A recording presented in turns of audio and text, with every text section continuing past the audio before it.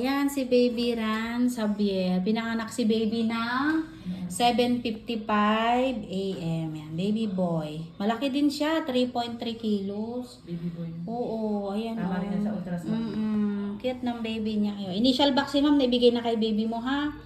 Tulog na tulog ang baby mo. O gusto pa niyang magpahinga. Yan.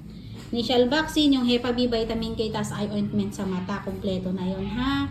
Magsabi ka lang kung mga ibang nararamdaman ka, pati rin ikaw sa'yo, ma'am, ha? Nahihilo, nasusuka, masakit balo, batok, bulwak, dugo mo, lahat magsasabi ka nun, no? Stay lang kayo dito ni baby within 24 hours, then uwi na kayo bukasan after 20, bukas na morning, ha? At least, nakaraos ka na, diba? Oo. Salamat din, ma'am, sa tiwala, ha? Kahit pa paano, nakaraos kayo ni baby na mabilis. Nakarais na. Hindi naman, okay na siya. Ayan, oh. Ala, ang ganda ng kulay niya, pink na pink. Baby boy, 3.3 din. Siguro malakas kang kumain nun. Ayan, thank you Lord, nakaraos sila. Bye-bye, thank you for watching.